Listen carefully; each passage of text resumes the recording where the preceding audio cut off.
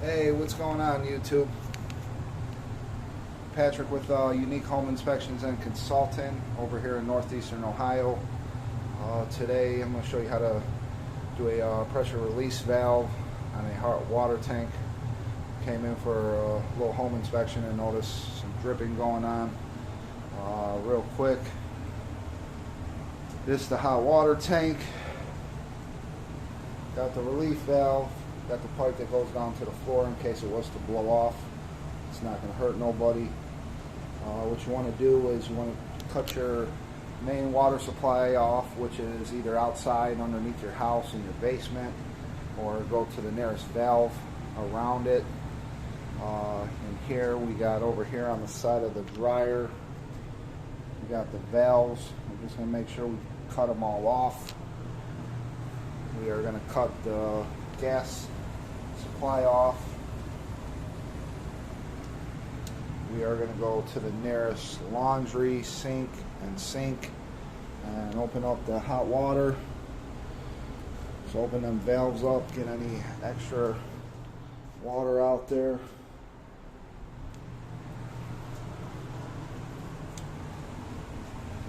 You want to get you a pipe wrench, some channel locks.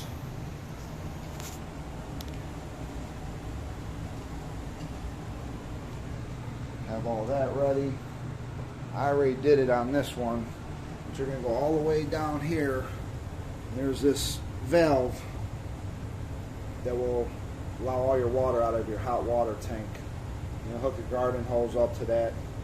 Get roughly anywhere from 3 to 10 gallons out, so you're not overflowing when you take this thing off. Also get you a dustpan and either a 5-gallon bucket or just a little bowl in case you have a little overflow. Put a towel down. You don't want to ruin anything with water. Once you get this thing off, you're going to slide this dustpan behind here and put the bucket or bowl up underneath here to catch any extra water that's going to come out here. Sometimes it's minimal, sometimes it could be a lot. But after you did all that, take your pipe wrench, throw it right on here, wiggle this back and forth a couple times to break it loose. Once you break it loose,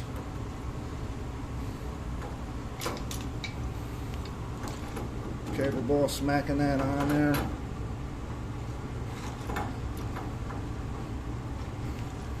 Start undoing that.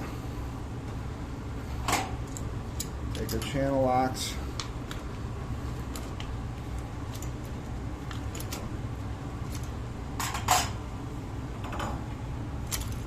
Get that a little bit more.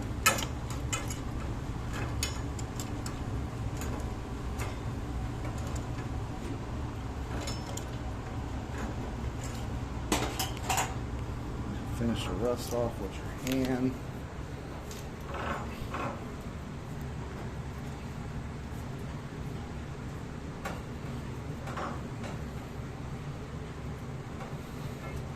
Be careful not to scratch the floor or ruin anything. Set that aside. I'm going to grab your pipe wrench. This one has 2 little squares at the top of it. Get your pipe wrench right on there. Rock it back and forth. And then push down really hard.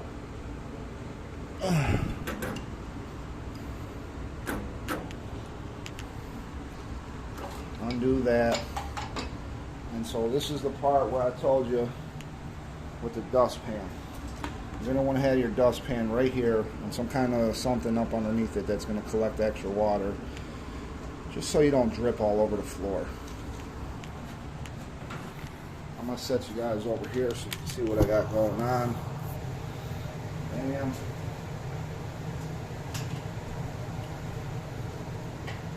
Set this just like this to collect the water.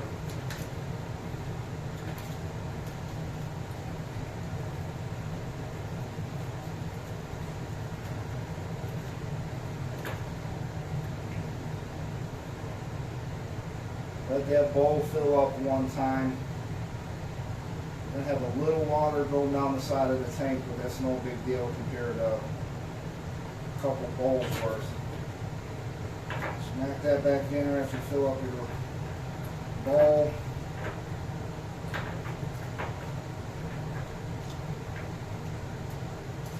Go empty your bowl.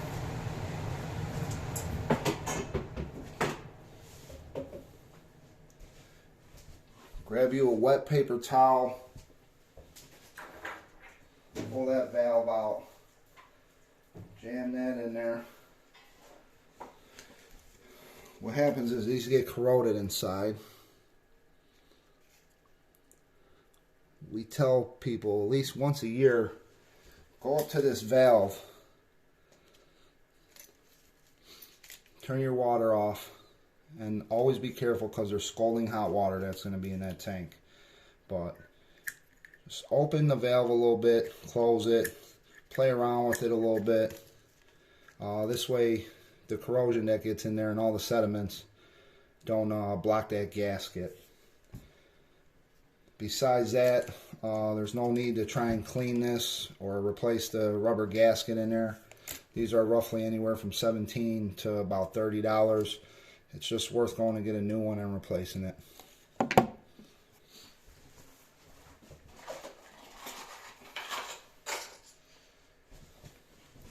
Got the new one.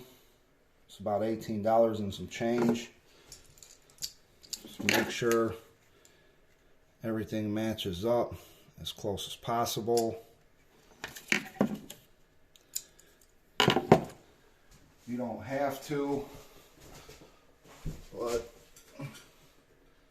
grab you some Teflon tape.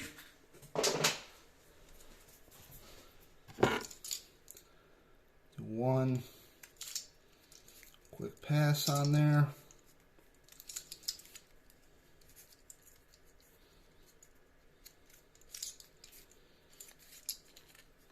Do about 1.5 overlap. Make sure you're always good. Smack that boy back in there.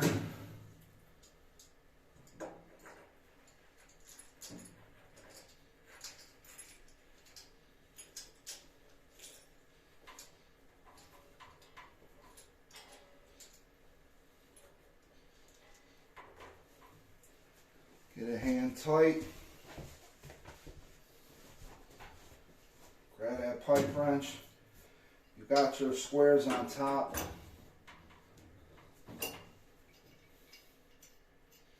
Try and follow that so you're not scratching this thing all up and beating it up.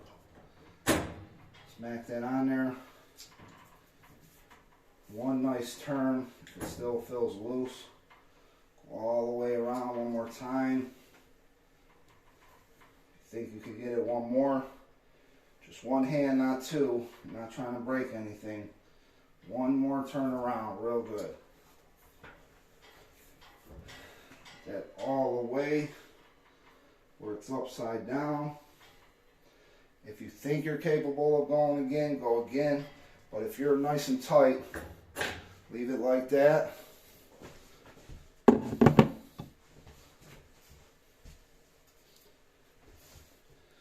Get your extension.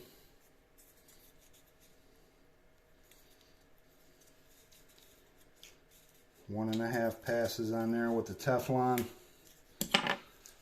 Sneaking in there without scratching up the floor. Make sure you line it up good. Don't strip anything.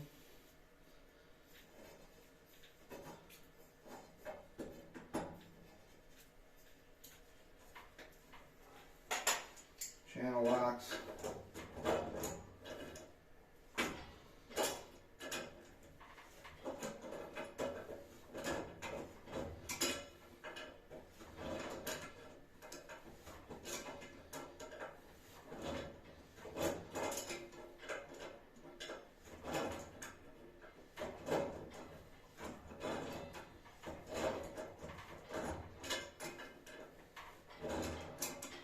Go ahead and tighten this.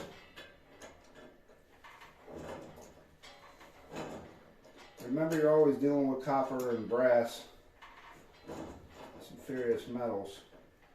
So never over tighten. So one hand.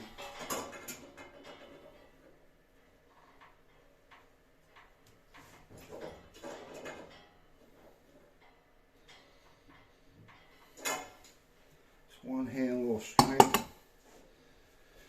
Grab your towel. Clean yourself all up.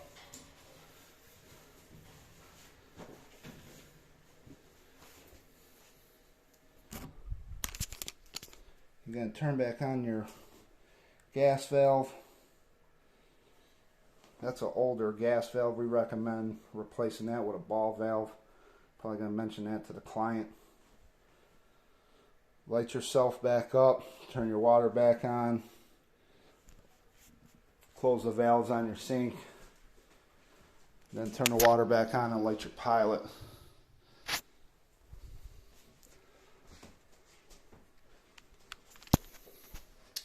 And then that's that. I'm going to come down here. I'm going to set this on pilot. You're going to push this in. Let it breathe a couple times. Back and forth.